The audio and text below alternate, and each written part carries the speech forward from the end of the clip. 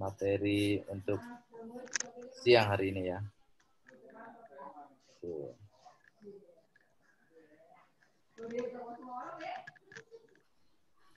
Bisa kelihatan ya? Bisa, Coach. Udah kelihatan. Ya, jadi apa namanya?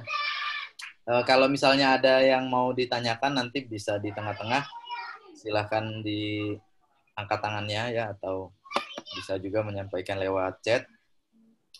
Di sini kita pengen, tujuannya kan pasti Bapak Ibu semuanya ikut pelatihan, ikut belajar, ikut diskusi pada siang hari ini, pasti pengen usahanya berkembang ya. Benar nggak? Betul.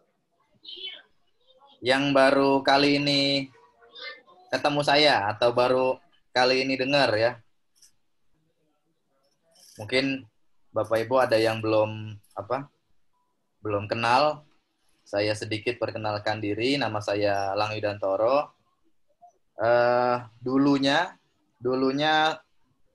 setelah menyelesaikan studi pendidikan saya sempat ngajar sebagai guru bahasa Inggris di sekolah, itu di SMA dan di SD.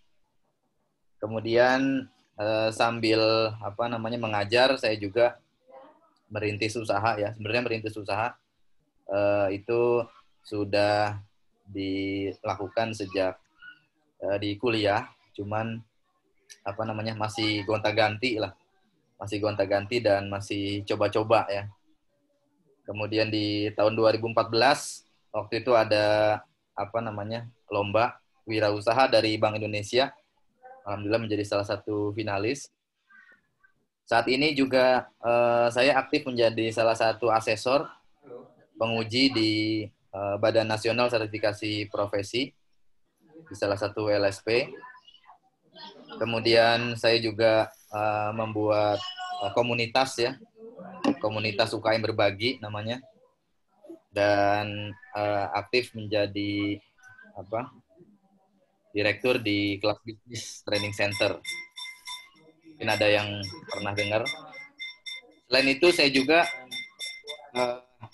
diminta untuk menjadi salah satu tim di PT Umrotics Mitra Digital, mengambil sertifikasi dari Google juga, dan saya juga mengajarkan ekspor ya di Balai Besar Pusat Pelatihan Ekspor Indonesia di Kementerian Perdagangan. Nah ini sekilas, jadi Bapak Ibu yang belum kenal ya. Dan kalau misalnya Bapak Ibu belum ada catatan, mungkin bisa sambil ngambil catatan ya, barangkali ada tips-tips atau ilmu-ilmu atau hal-hal yang nanti bisa bisa diterapkan ya ke dalam usahanya. Jadi tujuan kita kan bagaimana supaya kita ini membangun usaha bukan hanya karena misalnya sekarang musim pandemi gitu, terus ada teman-teman yang kehilangan pekerjaannya sehingga berpikir untuk bagaimana caranya mendapat penghasilan tambahan. Itu salah satunya kan dengan usaha gitu ya, dengan jualan. Ada mungkin Bapak Ibu yang usahanya di sini karena kepepet atau terpaksa. Kalau nyari kerjaan udah umur sekian nggak bisa gitu misalnya ya, atau sulit mendapatkan pekerjaan. Atau bisa juga karena kesibukan ya. Ada yang udah sibuk sebagai ibu rumah tangga, sehingga kalau misalnya harus kerja lagi udah nggak sempet lah. Ini kan saya lihat kebanyakan di sini yang usaha ya. Saya perhatikan teman-teman yang usaha ikut-ikut pelatihan itu bisa dikatakan mungkin 70% sampai 75% ibu-ibu ya. Dibandingkan bapak-bapaknya mungkin hanya 25%, karena bapak-bapak kan lebih biasanya udah punya pekerjaan ya kalau bapak-bapaknya gitu kan. Nah, jadi yang lebih banyak usaha ini adalah ibu-ibu ya. Nah, yang mau apa namanya modulnya nanti juga boleh WA ke Bu Ilma ya. Nanti PDF-nya saya share. Kemudian di sini pasti semuanya pengen jadi UKM yang sukses. Nah, pertanyaannya ini Bapak Ibu bisa sambil menjawab ya, menjawab lewat chat. Suksesnya seperti apa ya? Silakan Bapak Ibu pengen usahanya itu sukses. Definisi suksesnya itu ukurannya seperti apa ya? Nah, boleh. Ditulis sekarang ya Coach ya, mulai ya?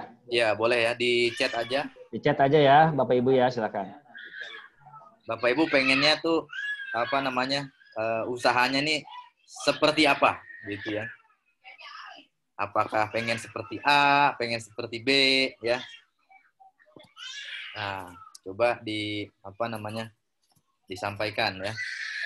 Omsetnya lancar. Nih kata ini Pak Dian apa Bu Dian ya. Bisa untuk membantu orang banyak. Oke, Bu Linda. Maksudnya omsetnya lancar tuh gimana ya? Kalau omsetnya lancar tapi tiap bulan cuma dapat 3 juta gitu ya. Kira-kira gimana? Pengen punya Lancar dan besar pegawai. kali Coach. Ya. Pengen punya pegawai, buka lapangan kerja, ya bagus ya. Bu Elis bisa nanti lebih spesifik lagi, Bu Elis mau punya pegawai berapa gitu ya.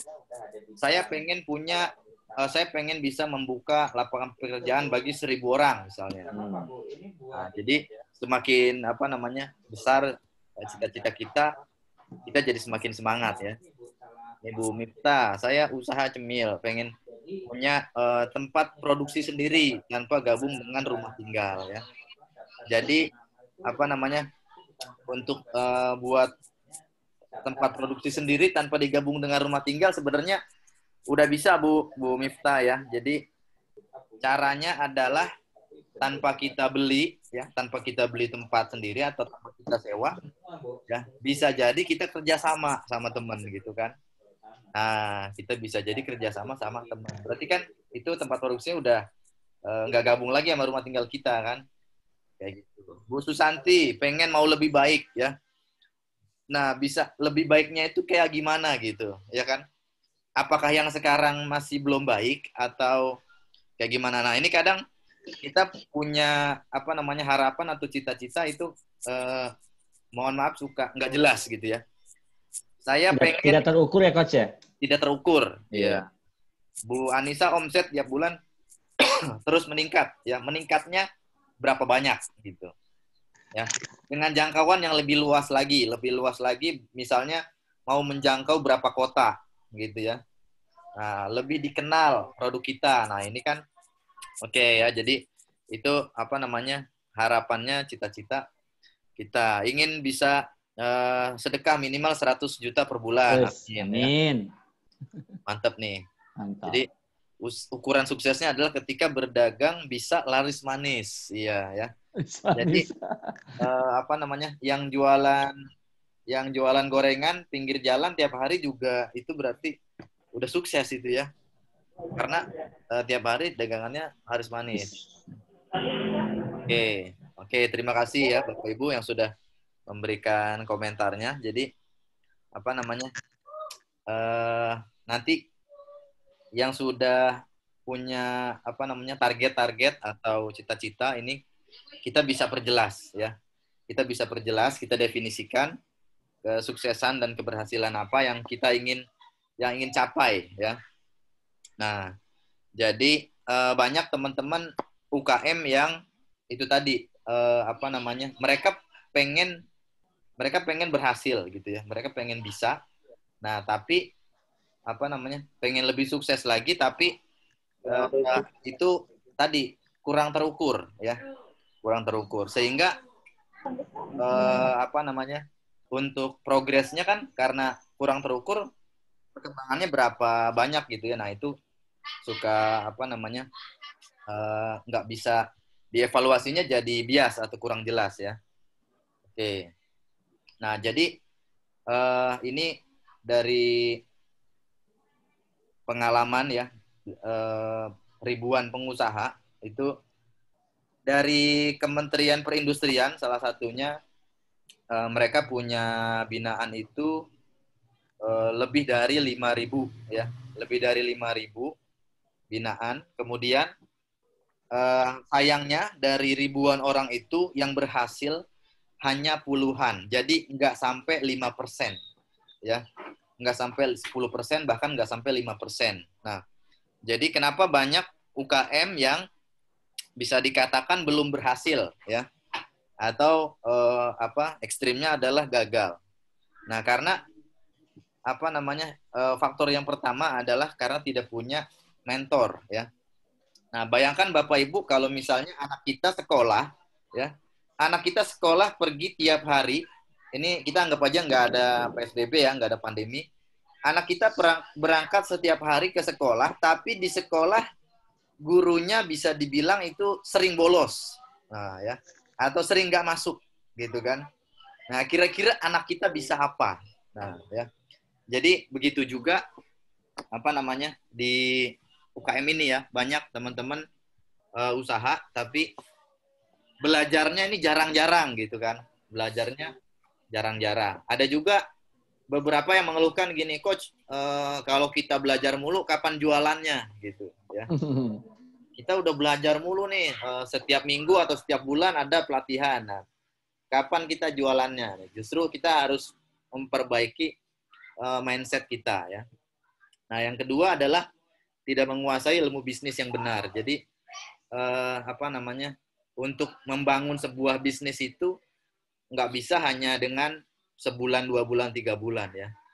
Dari salah satu mentor saya itu mengatakan bahwa minimal kita harus belajar selama 2 tahun sampai 4 tahun ya. Itu baru belajarnya, belum prakteknya ya. Jadi kalau kita tanya misalnya Pak Sandiaga Uno, Khairul Tanjung, Yusuf Kalla, itu mereka bisa berhasil itu nggak bisa hanya dengan setahun 2 tahun gitu ya. Jadi terus berproses, terus belajar. Nah, kemudian yang berikutnya adalah merasa sulit ya, merasa sulit jualan laris. Nah, terus modalnya habis.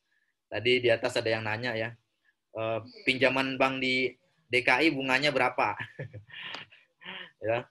Nah, jadi kalau saya menyarankan kalau misalnya kita bisa berusaha atau membangun usaha ini dari kecil ya, kalau bisa nggak perlu pinjam ya, nggak perlu pinjam dari bank atau dari pihak manapun ya, tapi kita gulung ya, jadi kita gulung uang yang kita punya di usaha kita gitu kan. Artinya apa, dari keuntungan yang kita dapat itu jangan semuanya kita habiskan ya, tapi harus ada sebagian yang untuk pengembangan bisnis atau pengembangan usaha. Nah, jadi ini ada beberapa tahapan ya, ada beberapa tahapan dari 1, 2, 3, 4 ya. Jadi ini bacanya dari pojok kanan atas. Biasanya teman-teman itu problem yang pertama dan yang paling banyak adalah penjualan ya. Jadi misalnya, wah saya penjualannya nih kok susah meningkat gitu ya, atau kok segini-segini aja misalnya. Satu, penjualannya. Nah, ada juga yang punya kendalanya adalah di operasional ya. Di operasional ini maksudnya mungkin Bapak Ibu sudah sibuk dengan produksi ya. Sehingga biasanya kalau yang produksi barang sendiri ya, produknya kita buat sendiri, itu biasanya waktunya habis, kemudian waktu buat jualannya juga terbatas ya. Karena apa? Karena udah habis waktunya untuk produksi gitu kan, atau nggak ada yang bantuin di produksi misalnya. Nah, jadi sebaiknya yang kita harus lakukan adalah kita optimalkan penjualannya ya. Jadi banyak teman-teman yang istilahnya salah melangkah di awal ya. Jadi salah melangkah di awal karena apa? karena di awal belum apa-apa udah produksi sendiri gitu kan. Nah, padahal lebih baik kalau misalnya di awal-awal ini itu justru kita tidak produksi ya. Nah, bagaimana kalau misalnya udah terlanjur? Wah, saya udah terlanjur produksi, saya udah stok punya barang banyak. Nah, berarti itu harus berkolaborasi atau mencari mitra, mencari pihak-pihak yang bisa bantu di penjualan ya. Jadi yang jualan bukan kita sendiri, tapi ada yang bantuin ya. Nah, jadi yang kedua operasional bisa produksi, bisa packing, bisa kirim-kirim barang ya. Nah, ini di operasional. Yang ketiga itu kalau yang penjualannya udah meningkat, kemudian operasional udah mulai jalan, nah biasanya kendalanya adalah SDM. Nah, ini SDM mungkin ada teman-teman yang punya pendapat misalnya kan saya bisa melakukan sendiri gitu kan, kenapa harus meng-hire orang atau misal merekrut karyawan gitu ya. Nah, ini adalah sebuah pemikiran yang kurang tepat karena apa? Karena tidak ada satu perusahaan pun yang nggak punya karyawan ya. Perusahaan makin besar itu makin banyak karyawannya gitu. Ya, justru makin banyak karyawannya itu keuntungannya makin besar. Ya. Nah, jadi kita juga harus berpikir bagaimana ketika kita punya usaha ini kita bisa membuka lapangan pekerjaan sebanyak-banyaknya dan seluas-luasnya. Ya, dan baru yang keempat adalah kita memikirkan sistem dan legal ya. Sistem dan legal. Nah, walaupun ini semuanya kita bisa cicil ya dari sekarang, dari sedikit demi sedikit. Nah, jadi mungkin teman-teman di sini juga jarang-jarang melihat atau memperhatikan yang namanya ini ada tangga bisnis ya. Ada tangga bisnis. Saya belajar tangga bisnis ini salah satunya adalah dari Mas Jaya Setiabudi ya. Beliau adalah salah satu mentor bisnis saya. Jadi yang namanya kita menjalankan bisnis itu ada levelnya ya. Nah, kita ini ada di level mana kita harus tahu gitu. Jadi kalau misalnya kita punya problem ya, problem kita adalah di penjualan. Nah, berarti bisa jadi kita ada di tangga pertama atau tangga kedua ya. Ya, atau ada juga mungkin teman-teman yang pengen punya bisnis tapi masih bingung gitu, masih belum yakin bisnis apa atau usaha apa ya. Berarti itu di tangga ke-0 ya. Nah, jadi apa yang dimaksud dengan tangga starting atau tangga pertama ya. Nah, di tangga starting ini adalah Bapak Ibu bisa bayangkan ketika kita menjalankan usaha ya, itu kita kan jualan gitu kan, seringnya kan seperti itu. Nah, jadi bagaimana caranya targetnya di tangga pertama ini adalah kita bisa jualannya yang pertama lebih stabil ya. Kemudian yang kedua, kita memastikan bahwa produk yang kita jual ini memang disukai atau diterima oleh pasar ya. Karena banyak teman-teman yang usahanya itu tidak didasarkan dengan riset. Jadi cuman saya maunya jualan misalnya saya maunya jualan kerudung misalnya gitu. Saya maunya jualan hijab. Saya maunya jualan aksesoris. Saya maunya jualan misalnya saya mau jualan kue. Nah, ya. Nah, jadi itu aktivitas kita usahanya tidak didasarkan dari riset ya. Nah, kalau misalnya kita perhatikan ya ada brand-brand yang besar gitu kan. Restoran-restoran yang besar itu mereka menu yang mereka jual itu bisa dibilang menu yang standar ya. Mungkin kalau Bapak Ibu tahu bakso Bujangan, itu kan jualannya bakso.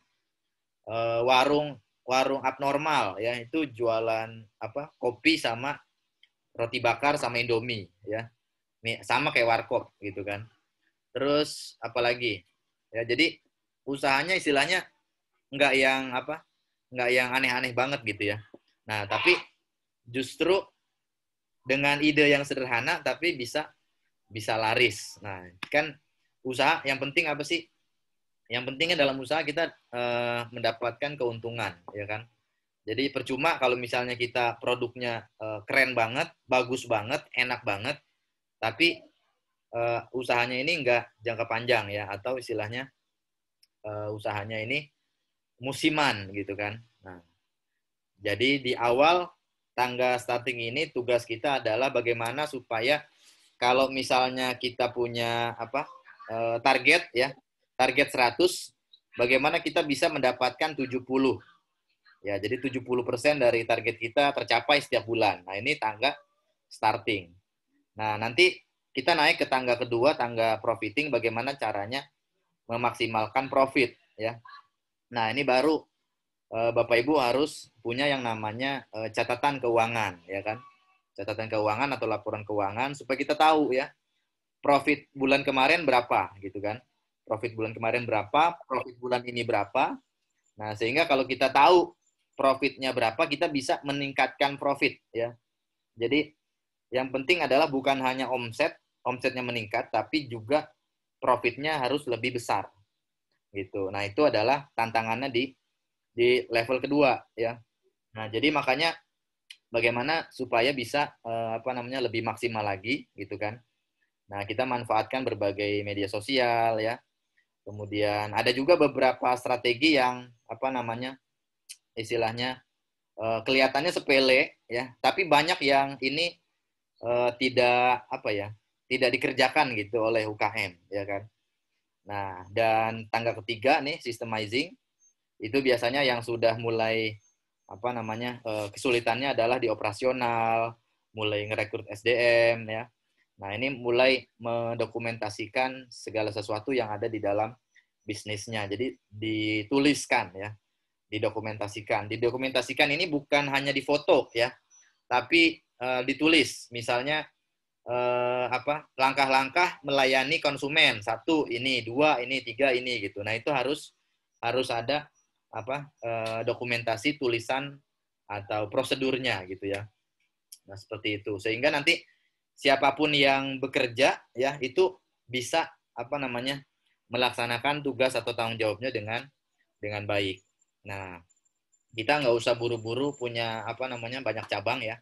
Kalau tangga pertama ini kita belum lulus, naik ke tangga kedua dan tangga ketiga. Nah, ya.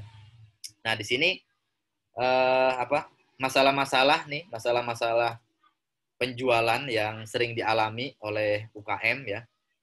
Bapak Ibu mungkin mengalami atau salah satunya. Nah, coba kita jujur ya, kita jujur sama diri sendiri.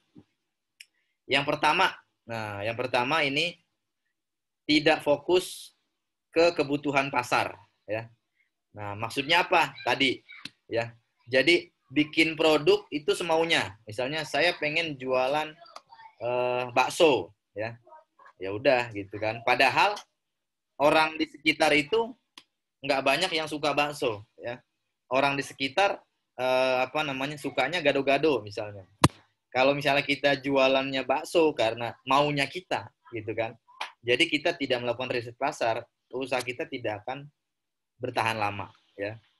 Nah, jadi kita harus tahu dulu yang dibutuhkan oleh orang-orang ya. Misalnya orang Jakarta ini maunya apa sih gitu ya. Kalau kita tahu maunya pasar, maka kita usahanya akan lebih lebih mudah ya. Itu yang pertama. Nah, yang kedua, siapa di sini Bapak Ibu yang belum mengenal target marketnya ya. Jadi artinya apa? Bapak Ibu mencoba menjual atau menawarkan produknya ini ke semua orang gitu. Nah, ini adalah sebuah kesalahan juga ya kalau misalnya kita tidak mengenal target market kita siapa gitu ya. Nah, jadi kita nggak boleh menjual atau menawarkan produk kita ke semua orang. Kenapa? Karena capek-capean gitu ya, capek-capean, ya kan? Nah, belum tentu apa namanya kita menawarkan. Nah, misalnya ya ada Bu Herawati. Bu Herawati, nih saya punya payung. Nah, ya, saya nawarin aja pokoknya Bu Herawati mau nggak ya? Nah, saya nawarin gitu kan. Atau Bu Rita, Bu Rita nih saya punya somai, enak deh. Ya, padahal Bu Rita ini sukanya bakso, nggak suka somai. Nah, ya. Saya cuman asal nawarin aja. Nah, itu kan jadi salah ya. Jadi apa bisa dibilang agak sia-sia gitu kan. Nah, yang berikutnya adalah tidak menggunakan banyak media ya. Jadi banyak teman-teman UKM yang nggak punya brosur, nggak punya kartu nama, ya, di rumahnya nggak pasang banner gitu kan. Kemudian sosial medianya juga adanya, paling jualan lewat WhatsApp atau misalnya cuma lewat Instagram gitu. Jadi apa namanya kurang memaksimalkan ya. Nah, yang keempat adalah tidak konsisten ya, tidak konsisten dalam promosi. Ya mungkin karena sering merasa kehabisan waktu, kemudian sedikit waktu untuk publikasi dan lain sebagainya ya. Nah, jadi apa namanya? Ini beberapa permasalahan ya yang sering dihadapi oleh UKM. Nah, Bapak Ibu mengalami atau merasa ya yang nomor 1, nomor 2, nomor 3, atau nomor 4. Ya. Jangan sampai bilang, oh saya 4-4-nya. Wah itu apa? Berarti PR-nya banyak ya. Kalau sampai 4-4-nya gitu kan. Nah, jadi bagaimana solusinya? Ya, bagaimana solusinya? Nah, kita coba apa namanya sambil sebelum kita lanjut, kita coba tanya jawab dulu ya. Kita coba tanya jawab dulu. Silahkan Bapak Ibu kalau apa namanya yang pengen konsultasi atau pengen ngobrolin apa aja lah seputar usahanya yang tadi ya. Monggo silahkan. Sebelum kita lanjut lagi nih. Buka semua, di-unmute bisa nggak? Baik, sebentar ya kita unmute dulu semuanya ya. Atau yang mau ngomong aja mungkin masing-masing di unmute gitu ya Pak Heru ya. Iya, boleh, besar, baik. Monggo silahkan. Halo, Assalamualaikum. Waalaikumsalam. Oh, kalau kita mau tanya, buka aja. Pak, saya Miftah dari Cemil Cip, Pak. Bu Miftah, oke. Silakan. Ya. Nah. Saya gini, Pak. Kemarin saya sempat nawarin ini, saya Cemil Chips ini aneka keripik, makaroni, bencok kentang. Kemarin tuh sempat PD gitu ya, dengan PD-nya nawarin ke kafe, kopi-kopi yang ada di Condet. Iya. Itu kayaknya saya pikir kan kalau orang ngopi kan pengennya kan ada cemil-cemilan gitu ya. Itu banyak yang ditolak. Terus ada manajernya nanyain gini, apa Mbak punya brosurnya gitu. Nah, saya berpikir gitu, nah ini kan ada bahasan brosur nih gitu. Berarti penting banget gitu ya. Tapi saya mikir apa cuman kayak buang-buang doang gitu, maksudnya buang-buang uang gitu buat bikin brosur, daripada beli brosur mendingan buat ibarat kata beli minyak gorengnya atau beli bumbunya Pak. Jadi mikirnya gitu, selalu kayak gitu. Jadi aduh kayaknya buat brosur buat bagi-bagi gitu kayaknya nah targetnya itu ke siapa ya gitu. Saya kan mangsa pangsatnya itu kan anak-anak muda gitu ya. Tapi kok kayaknya tepat apa enggak gitu. Maksud itu aja sih Pak yang mau ditanyain. Terima kasih. Ya. Terima kasih Bu Miftah dulu nih. Jadi apa ini pengalaman ya Bu ya? Pengalaman menawarkan makaroni ya tadi ya? Iya, makaroni, keripik singkong. 9-10, Coach. 9-10. Makaroni, keripik singkong, kemudian apa namanya? Berarti kan itu kan cemilan Pak jatuhnya. Ya. Pokoknya yang semacam makaroni dan keripik singkong lah ya. Iya, semacam keripik lah Pak gitu. Oke, jadi ini istilahnya juga pelajaran buat kita semua ya. Bu Miftah ceritanya ini udah pede nih, wah saya punya keripik singkong dan cemilan yang enak gitu ya. Pokoknya ini produknya udah top banget deh gitu kan. Renyahnya dapet, gurihnya dapet ya, asinnya pas. Pokoknya dari produk istilahnya kita nggak ragu lah. Pokoknya the best gitu kan. Nah hanya saja tadi ya, karena istilahnya Bu Miftah belum apa ya? Yang pertama itu belum memetakan ya, belum memetakan target market. Nah, gitu ya, belum memetakan target market. Nah, kita mesti berpikir bahwa produk kita ini itu punya jodohnya, ya. Jadi nggak bisa nggak cocok kalau ditawarkan atau misalnya dijual ke sembarang orang, gitu, ya. Jadi kalau misalnya keripik singkong terus makaroni, Bu Miftah tawarinnya, ya misalnya tawarinnya ke warung-warung, gitu kan. Nah, itu kan di warung-warung kan banyak tuh keripik-keripikan ya. Nah, bisa jadi itu lebih diterima daripada misalnya ke kafe-kafe gitu ya. Karena kalau misalnya contoh ya, Bu Miftah bayangkan punya uang banyak ya, terus kerjanya tiap minggu, misalnya tiap malam minggu itu nongkrong di kafe. Ngopi ditemani sama keripik singkong. Keren nggak, Bu? Ngopi ditemani sama makaroni gitu. Ya, kira-kira walaupun masuk akal gitu ya, tapi kayaknya nggak gua banget deh gitu. Ya nggak? Bener kan? Jadi nggak sesuai ya, Pak? Jadi kita berpikir kalau orang yang ngopi itu biasanya temennya apa gitu kan. Misalnya temennya roti croissant. Nah, ya kan? Jadi yang istilahnya kopinya aja satu cangkir 20.000, 30.000, Bu. Masa makaroni yang 3.000, 5.000 kan kayaknya jomplang banget gitu. Ya kan? Nah, jadi kita mesti melihat ya target market kita ini siapa. Itu yang pertama, gitu kan. Nah, terus yang kedua Bu Miftah juga ini perlu disyukuri ya, Bu, pengalamannya karena apa? Karena dengan mencoba seperti ini kan kita jadi dapat feedback, masukan. Bu Miftah ada nggak brosurnya gitu ya. Nah, jadi sebelumnya mungkin Bu Miftah bilangnya atau berpendapat bahwa aduh ngapain kita nyiapin brosur atau kartu nama misalnya ya kan. Toh dengan ngasih sampel aja nih misalnya satu bungkus gitu ya. Satu bungkus udah kasih sampel gitu kan. Cukup lah gitu. Nah, tapi orang itu untuk mempertimbangkan sesuatu itu kan butuh waktu ya, Bu ya. Nah, mungkin sekarang dia nyobain, dia mikir dulu gitu kan. Nah, orang berpikir dulu dia pengen mempelajari. Nah, pengen mempelajari dan lain sebagainya. Nah, jadi yang kita mesti pahami juga adalah teman-teman UKM itu banyak yang tidak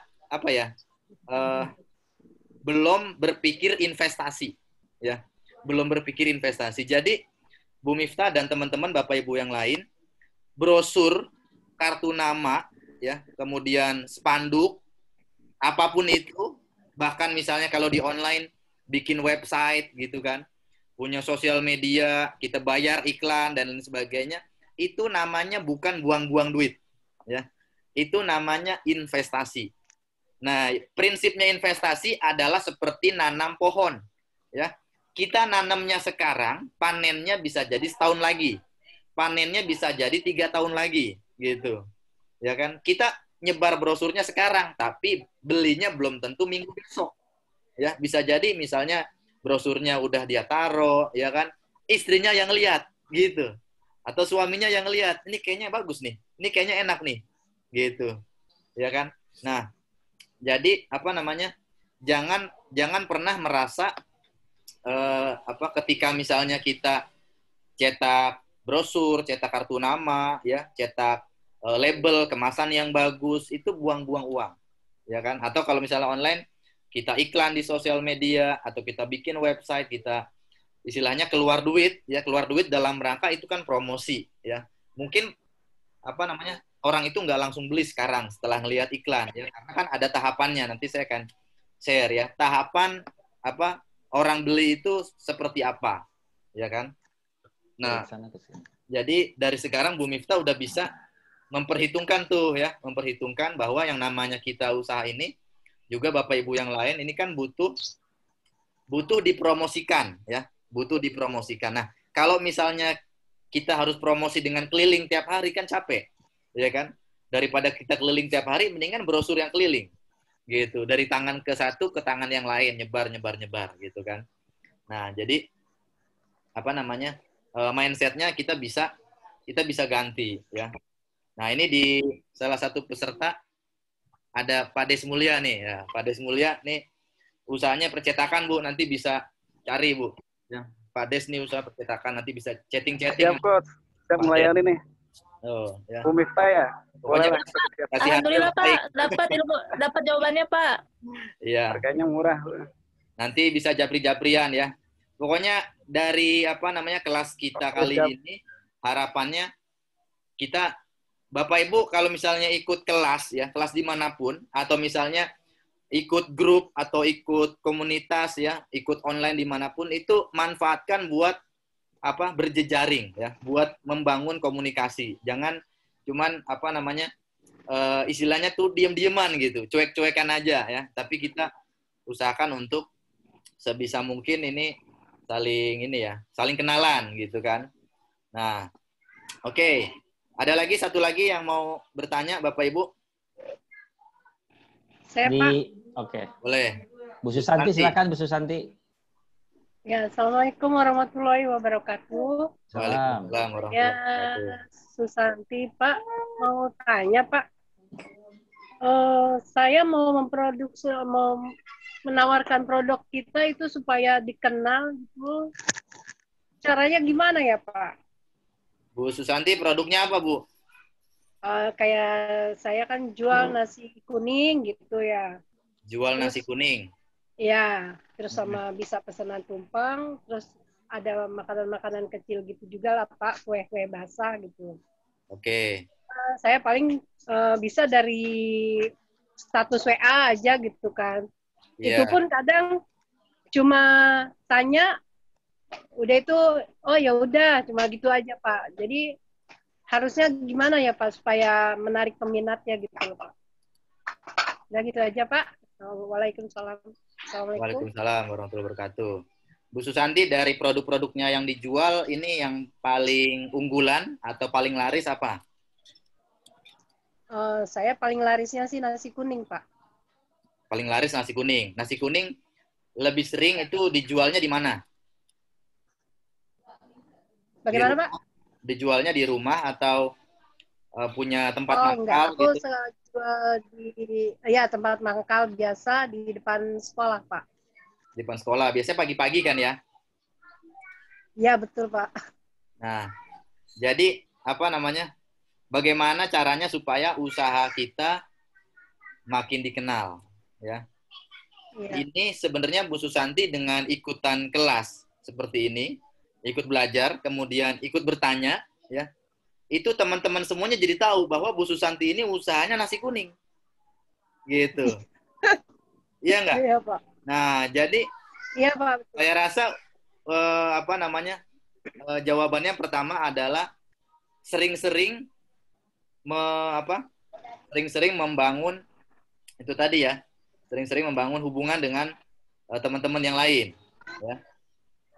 Nah, sering-sering promo gitu, sering-sering promo. Kalau misalnya cuma mangkal doang kan mungkin yang tahu cuma lingkungan sekitar, ya kan? Iya. Nah, Bu Susanti bisa juga manfaatkan, misalnya di rumah nih, di rumah pasang banner ya, ukurannya nggak usah gede-gede, 1 meter aja, 1 x 1 meter gitu kan, jual nasi kuning. Gitu Ya kan. kadang saya waktu itu pernah Pak mau pasang banner. Terus suami saya bilang, buat apa? Orang udah pada tahu kok itu ibu jual nasi kuning. Nah, gitu. iya. Pasang banner gitu. Betul. Ya, itu Bu, tetangga kita, walaupun tetangga kita udah tahu, mereka belum tentu beli, Bu. Jadi kita pasang banner itu tujuannya bukan untuk tetangga kita. Karena tetangga kita ya emang udah tahu gitu. Kita pasang banner itu, ya kan, tujuannya adalah untuk menjaring orang yang lewat gitu. Yang lewat depan rumah kita kan pasti kan nggak cuma tetangga, ada saudaranya tetangga, ada temennya tetangga, gitu kan. Ada mungkin orang yang nyasar, ada orang yang ikut jualan juga. Nah, dengan membaca dia akhirnya jadi tahu gitu, ya kan. Jadi kurang lebih tadi sama seperti Bu Miftah ya. Jadi jangan pernah merasa ngapain kita begini, ngapain kita begitu gitu. Saya jadi ingat salah satu alumni kelas saya kan ngajar ya. Nah, itu salah satu alumni di kelas saya berikan saran seperti ini, Bu Susanti. Coba, Ibu kan rumahnya di dalam gang, di dalam kampung gitu kan. Coba Ibu punya salon di dalam gang, di dalam kampung, salonnya di rumah, coba pasang banner gitu. Akhirnya dia pasanglah banner ya. Nggak lama, selang beberapa minggu, itu tetangganya dia ada yang lewat gitu kan. Tetangganya dia sendiri baru tahu gitu, ternyata di sini salon gitu ya, nerima jasa rias gitu kan. Akhirnya nanya-nanya, ngobrol-ngobrol gitu. Dari situ si ibu ini dapat orderan, dapat orderan wedding ya, dapat orderan wedding gitu kan.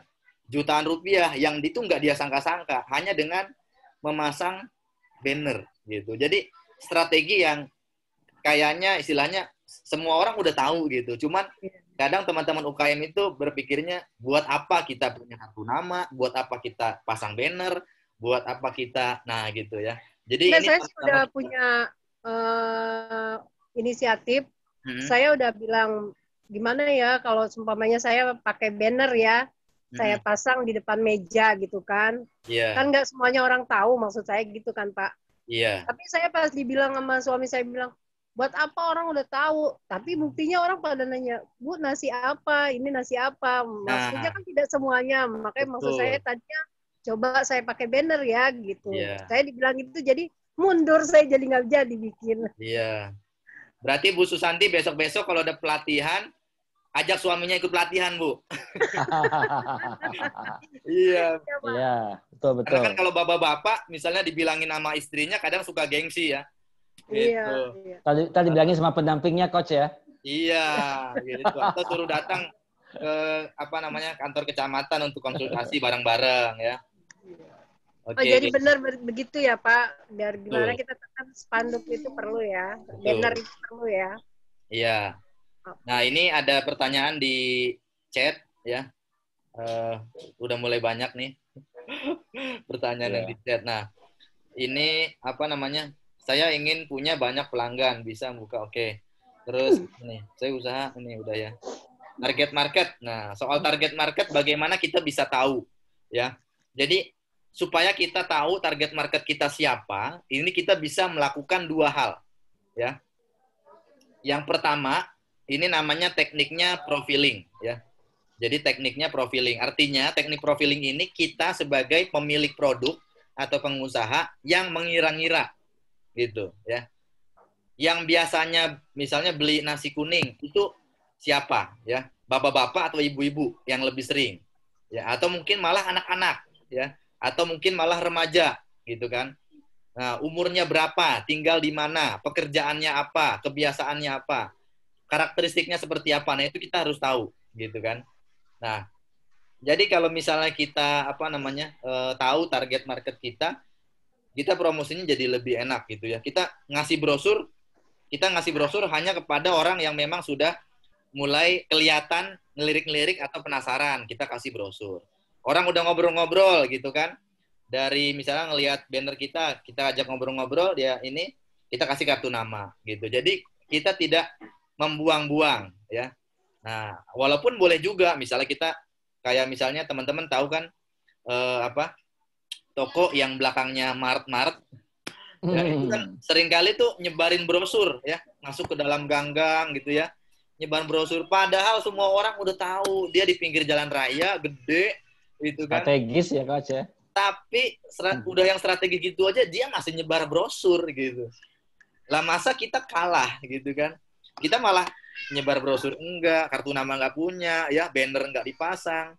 Sosial media juga seadanya, berarti kan kita ya udah kalah jauh banget gitu ya.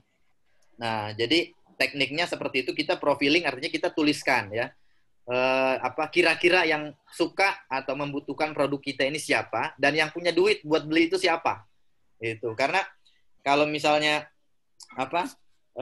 jualannya kayak tadi keripik singkong, nah itu kan orang yang biasanya lebih sering beli keripik singkong itu siapa? Anak-anaknya atau emaknya atau bapaknya gitu kan. Nah, jadi promosi kita juga kepada target yang tepat ya. Nah, yang kedua tekniknya adalah reprofiling. Kalau reprofiling berarti kita mengevaluasi pembeli atau orang-orang yang sudah pernah belanja ke tempat kita. oh ternyata selama ini yang belanja ke tempat kita itu si A, si B, si C, ya. Mereka kita kelompokkan, kita apa namanya? Kita simpulkan bahwa oh ternyata yang lebih sering beli makaroni ini anak-anak gitu kan, dan anak-anaknya itu anak SD dan anak SMP gitu. Berarti kita harus banyak-banyak promosi kepada mereka dengan bahasanya mereka. Kuy, cobain kuy gitu ya kan. Nah, jadi apa namanya? Promosinya jadi lebih tepat dan lebih efektif. Ya, Ya. dulu ini pipis bentar ya. Nah, jadi ada produk yang kita jual karena idealisme. Misalnya saya orang daerah, maunya jualan khas daerah, padahal nggak sesuai pasar, apalagi pandemi. Bagaimana seharusnya mindset dan langkah saya dari Bang Widi? Ya, bagaimana seharusnya mindset dan langkah saya? Jadi kita kembali ke tujuan kita berbisnis ya. Kalau misalnya memang kita apa namanya pengen menjual ya, pengen menjual yang khas daerah, ya kan? Nah, contoh ya, contoh saya misalnya asalnya dari Medan, ya kan? Saya asalnya dari Medan, contoh ya. Kemudian saya pengen menjual di Ambon, nah, ya kan? Nah ini saya harus melihat dulu kondisi pasar. Apakah pasar di sini banyak yang suka dengan produk yang akan saya jual, gitu. Kalau misalnya saya coba pasarkan atau saya coba tanyakan kepada sekeliling, saya coba buat status di sosial media dan lain sebagainya, kemudian responnya ternyata sepi, gitu kan? Ya berarti kita harus sabar dan tahan kalau misalnya pembelinya sedikit, gitu. Ya karena kita pengennya jualannya adalah yang sesuai dengan idealisme kita. Tuh. Tapi kalau misalnya kita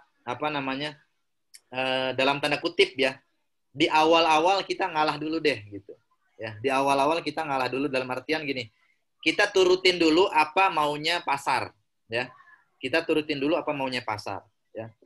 Kalau misalnya Bapak Ibu tahu Indomie, ya. Indomie itu di awal rasanya cuman ayam bawang. Gitu kan, enggak kayak sekarang, rasa rendang, rasa seblak, rasa geprek, udah Indomie aja udah banyak banget rasanya gitu kan. Udah aneh-aneh gitu.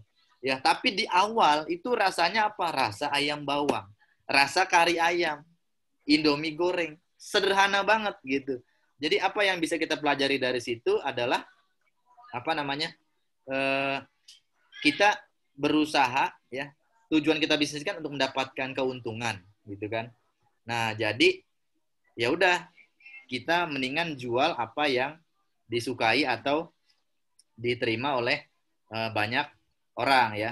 Nanti kalau misalnya kita udah punya langganan kita udah bertambah, nah baru deh tuh kita mulai jualan yang aneh-aneh ya. Keripik singkong rasa coklat gitu kan. Jadi nggak cuman rasa asin, rasa pedas. Nah, karena apa? Karena kita pengen inovasi gitu. Sambil kita evaluasi kira-kira mana yang paling disukai ya. Tapi kalau buat di awal-awal saran saya sih mendingan kita gitu ya. Oke.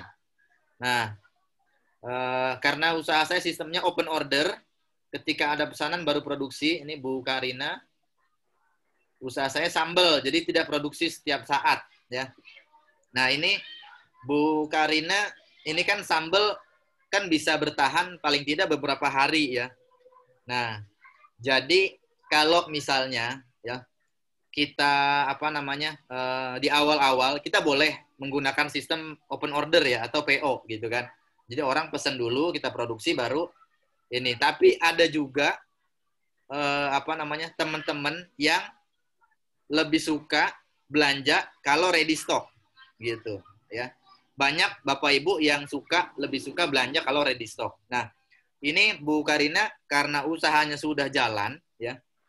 Jadi open ordernya tetap gitu kan. Open order misalnya untuk rasa sambal yang enggak umum gitu atau yang rasanya khusus. Tapi kalau misalnya sambal-sambal yang udah umum ya, artinya udah banyak pembelinya, itu bisa kita mulai stok ya. Walaupun stoknya nggak usah banyak-banyak, misalnya stoknya 5 5 bungkus atau 5 botol gitu kan. Nah, itu kan paling tidak ada stok gitu kan. Jadi kalau hari ini belum habis bisa buat besok gitu ya. Nah, dengan adanya ready stock ini akan meningkatkan volume pembelian ya. Dibandingkan kalau misalnya hanya menerima open order gitu. Ya, jadi selain open ordernya bisa tetap dijalanin, coba mulai stok sedikit-sedikit ya. Oke. Nah, terus bagaimana caranya meningkatkan kepercayaan diri untuk siap menghadapi komplain dari customer ya. Nah, bagaimana caranya meningkatkan kepercayaan diri untuk siap menghadapi setiap komplain ya.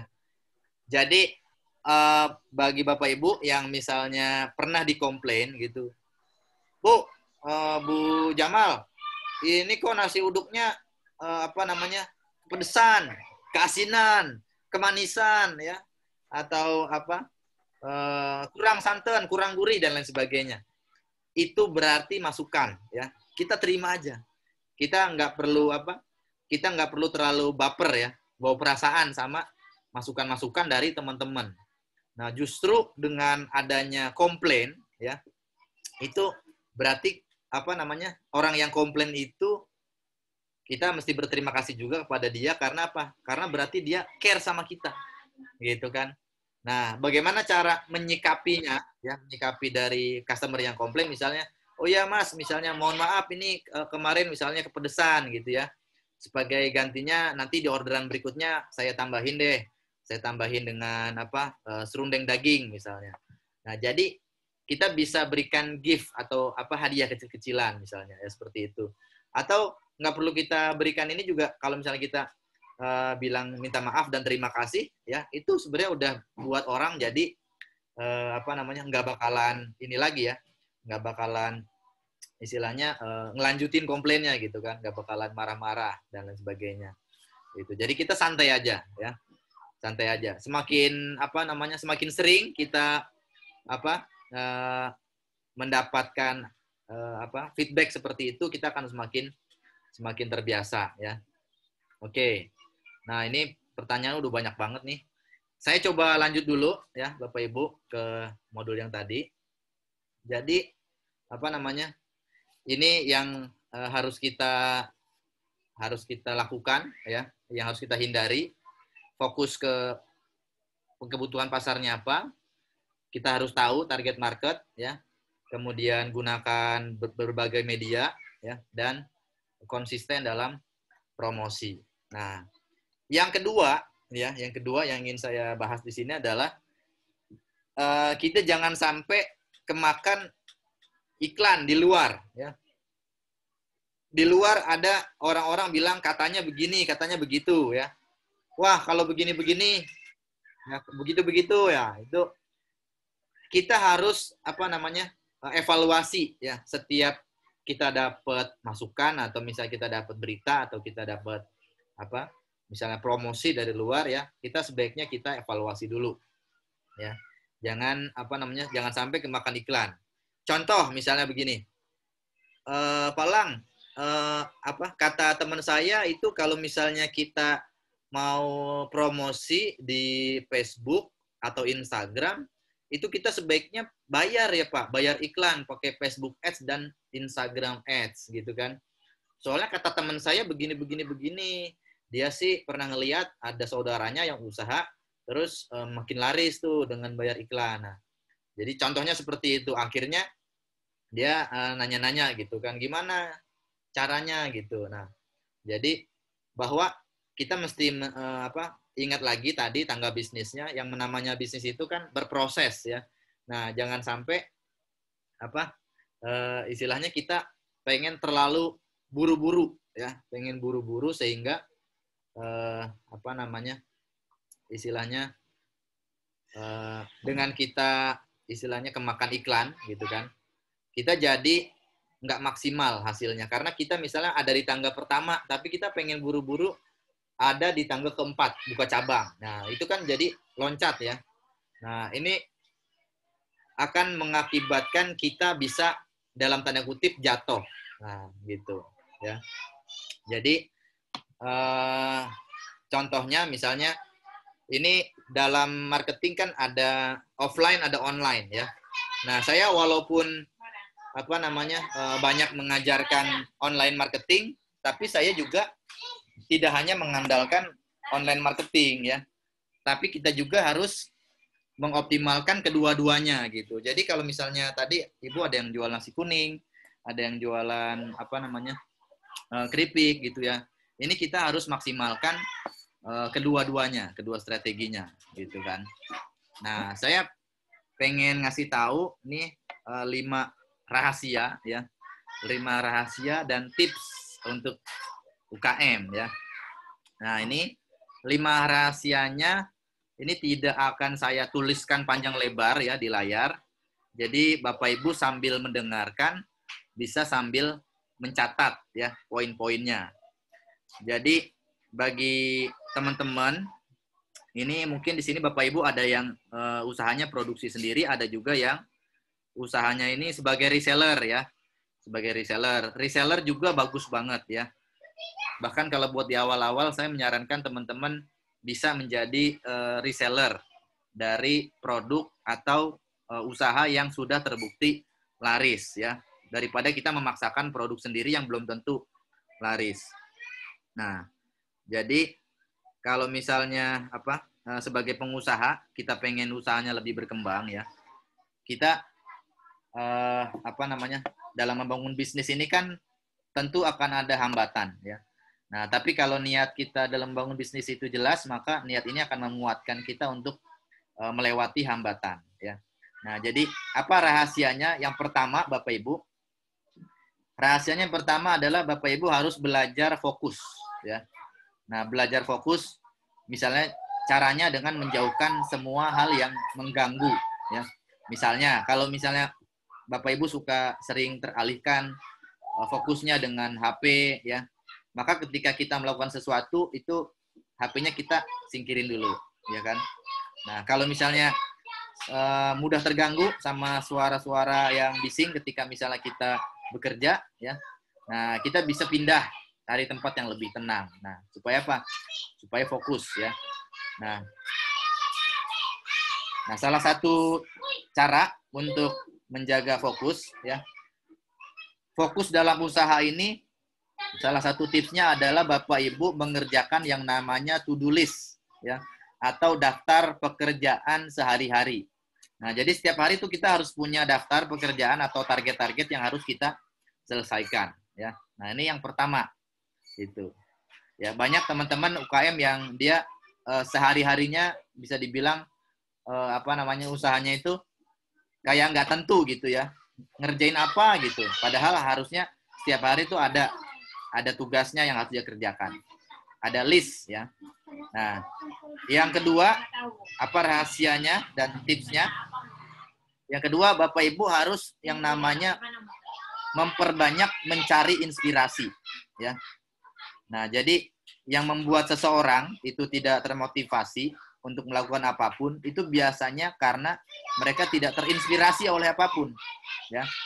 Jadi makanya Bapak Ibu perlu mencari yang namanya inspirasi. Coba pelajari kisah-kisah orang yang sukses membangun bisnisnya atau kisah inspiratif yang lainnya. Buat apa? Ya, karena inspirasi itu adalah cara tercepat untuk membangun motivasi. Ya. Nah, motivasi hanya bisa membuat kita ingin melakukan sesuatu. Sedangkan inspirasi akan membuat kita ingin menjadi sesuatu. Yang otomatis ketika kita ingin menjadi sesuatu, maka kita butuh motivasi ya. Nah, kita perlu inspirasi. Nah, yang ketiga, Bapak Ibu, silakan kuasai yang namanya strategi ya, strategi media promosi ya. Strategi media promosi ini kan ada offline, ada online ya. Nah, dan setiap bisnis ini kan tadi target marketnya itu punya target market atau pasar yang berbeda-beda ya. Dan setiap target market itu punya tempat berkumpul. Misalnya yang suka sama nasi kuning, mereka berkumpulnya di mana gitu kan. Mereka pakai sosial media apa. Nah, itu kita bisa maksimalkan ya. Nah, jadi produk apa yang kita jual, kemudian media apa yang bisa menghubungkan bisnis kita dengan pembelinya, nah itu yang kita pakai ya. Nah, yang keempat. Nah, ini yang keempat, rahasia dan tipsnya adalah ini banyak yang suka membuang-buang nih yang keempat nih. Ya, hargai kesempatan ya. Jadi contohnya seperti ini ya. Bisa belajar bareng-bareng. Nah, ini kan sebuah kesempatan ya. Nah, ini kita harus hargai dalam artian apa? Kita harus maksimalkan ya. Semaksimal mungkin ya. Dan jangan pernah berpikir bahwa ketika kita misalnya jadi reseller atau hanya menjual barang punya orang lain itu rugi. Nah, ya. Setiap bisnis itu pasti ada risiko. Ya, dan kalau kita tidak menekuni bisnis kita, maka sebenarnya kita sudah rugi waktu, rugi tenaga, bahkan rugi uang, ya. Nah, karena itu jangan mau rugi dengan cara kita harus menekuni bisnis yang kita kerjakan, ya.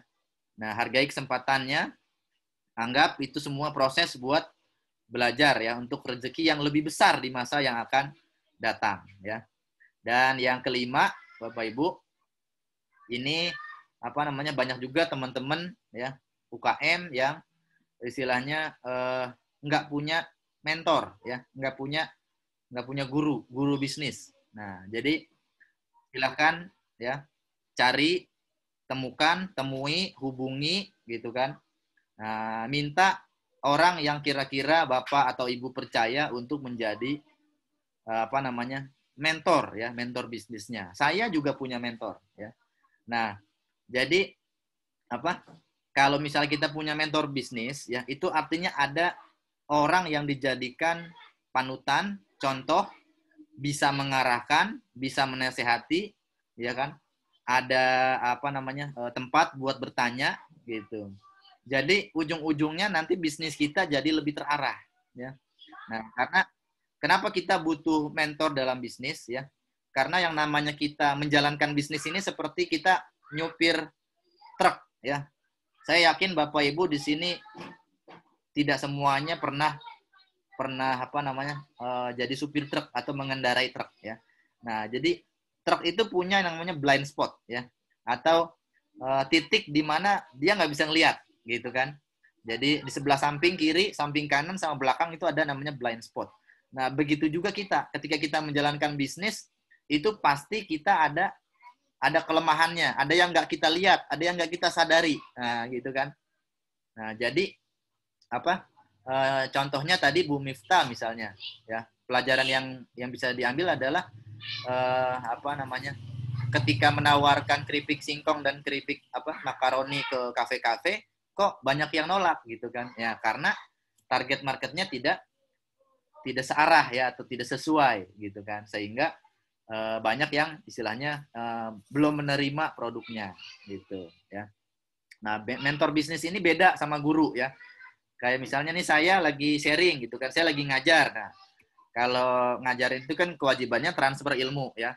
Nah, sedangkan kalau mentor itu tempat buat bertanya dan membimbing. Nah, biasanya bisa lebih puas ya, lebih puas untuk konsultasi, makanya itu dimanfaatkan ya. Nah, kalau misalnya ketika kita melakukan kesalahan itu ada yang ngasih koreksi. Kalau misalnya kita bingung ada tempat konsultasi. Dan ketika kita mentok ya ada yang ngasih solusi. Nah, itu peranannya mentor ya. Jadi dengan mentor bisnis bisa jadi lebih terarah dan tidak asal-asalan ya. Nah, kalau boleh dirangkum jadi seperti ini ya. Oke. Nah, yang pertama belajar fokus, yang kedua mencari inspirasi, kuasai ya strategi media promosi di mana-mana, hargai kesempatan dan cari mentor ya. Stay hungry. Nah, stay hungry ini maksudnya adalah kita harus mau selalu belajar ya, upgrade ilmu terus gitu. Mungkin sekarang Bapak Ibu berpikirnya bagaimana meningkatkan penjualan ya, bagaimana meningkatkan penjualan, bagaimana supaya barang saya ini lebih laris ya. Nah, kalau saya saat ini sedang berpikir untuk bagaimana saya bisa menjual barang saya tidak hanya di Indonesia tapi juga ke luar negeri, alias bagaimana cara saya supaya bisa ekspor. Nah, ini kan naik kelas gitu ya, seperti itu. Oke. Jadi kita coba tingkatkan omset kita ya secara bertahap. Misalnya di bulan September Bapak Ibu punya target berapa? Ya, misalnya September ini pengen punya target 12 juta. Oke, bulan Oktober berapa targetnya? Wah, saya pengen dapat 23 juta bulan Oktober ya, meningkat hampir 2 kali lipat. Nah, kemudian bulan November berapa? Ya, meningkat lagi jadi 35 juta ya. Nah, jadi apa namanya harus selalu ada yang namanya peningkatan ya. Nah, saya coba bacakan pertanyaannya dari Pak Doli. Pak, kami punya usaha kuliner warung ikan bakar Manado ya di Kumajas Cililitan. Rencana usaha kami akan kembangkan dengan dipasarkan secara konvensional e-commerce pasar online. Yang jadi pertanyaan bagaimana cara prosedur pengurusan dokumen dan dokumen apa yang dibutuhkan terhadap legal usaha dan produk usaha regional lewat jalur UKM ya. Jadi kalau misalnya buat UKM ini kan warung ya, warung ikan bakar Manado. Jadi kalau misalnya warung ini kita nggak perlu apa namanya terlalu repot-repot ya.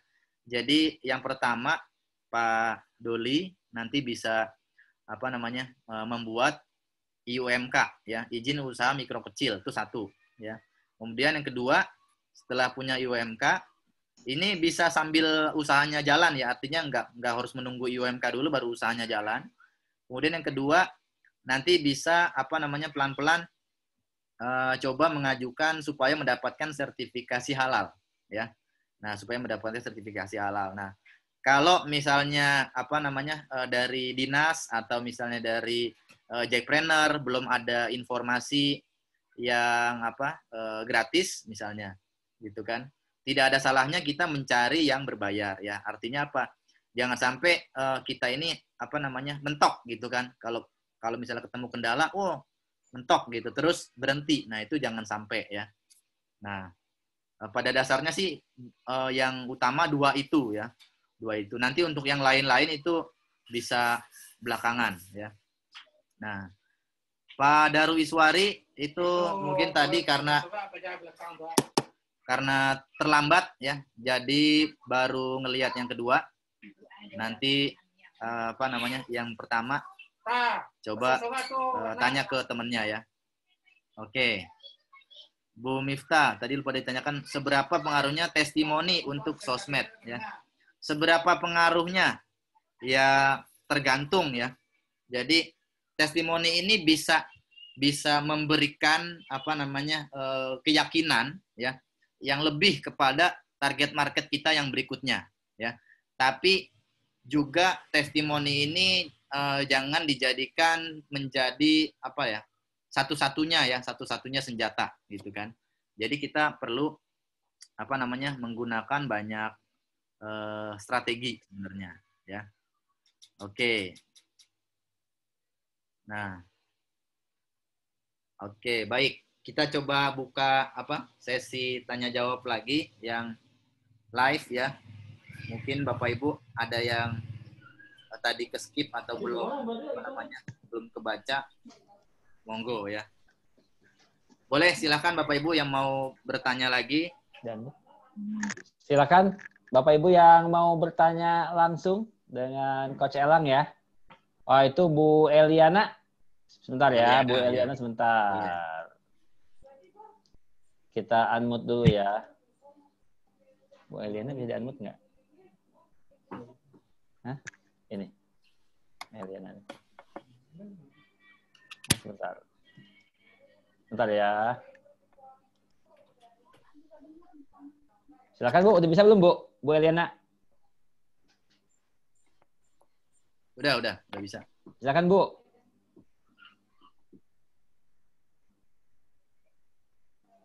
Suaranya nggak kedengeran Bu.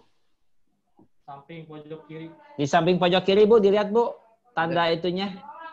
Ah, udah silakan. Belum ya? Bu Eliana ini pakai handphone apa pakai apa?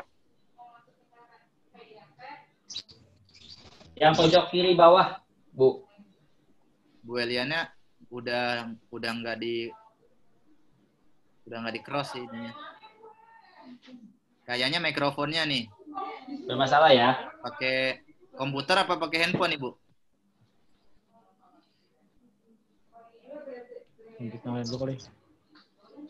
Atau kita kasih kesempatan yang lain dulu Bu ini ya, sambil diperbaiki ininya apa speakernya ya. Silakan yang lain. Bisa acungkan, lambaikan tangan, bukan berarti menyerah ya.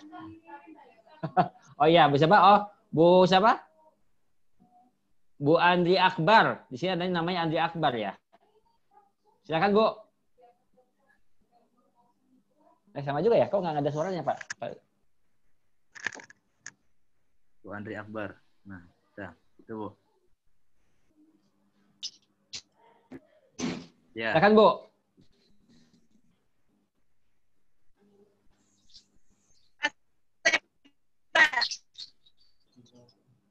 Atau Pak, saya mau nanya Pak. Ya, silakan Bu. Pak, saya mau nanya dong Pak.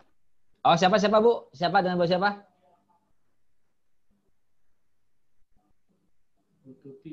Bu Tuti ya? Bukan, sebentar. Silakan, ada yang mau bertanya? Kalau enggak, saya yang bertanya nih. jangan sampai Coach Elang bertanya, siapa yang mau jawab bentar. Silakan.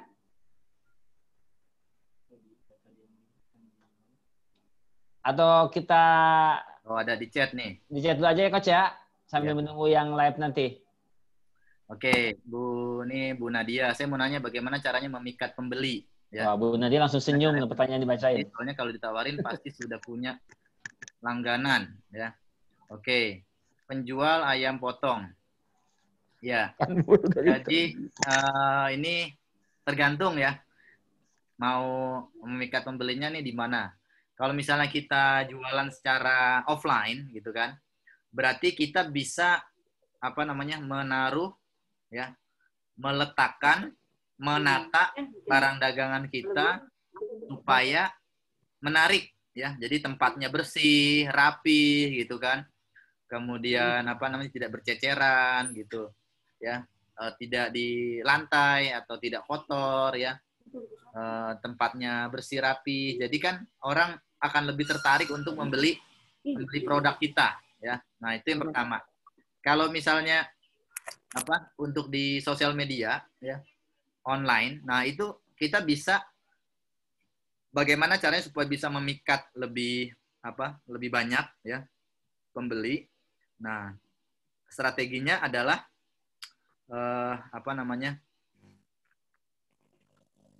kita ini harus menggunakan gambar yang bagus ya. Jadi fotonya kita pastikan dari handphone atau misalnya dari kameranya yang bagus gitu kan. Kita tata gitu kan. Misalnya kita taruh di atas talenan, kemudian kita kasih ada hiasan-hiasan sehingga di fotonya jadi menarik ya. Jadi tidak hanya cuma ditaruh di atas meja gitu kan. Kemudian bisa juga misalnya diletakkan di nampan yang bersih, rapi ya. Kemudian dikasih ada hiasan-hiasan di sampingnya supaya orang jadi lebih tertarik ya. Kemudian juga jangan lupa dikasih deskripsi yang jelas ya. Dikasih deskripsi yang jelas supaya apa? Supaya orang itu dari gambarnya itu tidak salah persepsi ya. Nah, karena banyak juga teman-teman yang dia gambarnya udah bagus, tapi penjelasannya itu cuman misalnya jual ayam potong halal, hubungi nomor ini. Nah, itu kan kurang menarik gitu ya.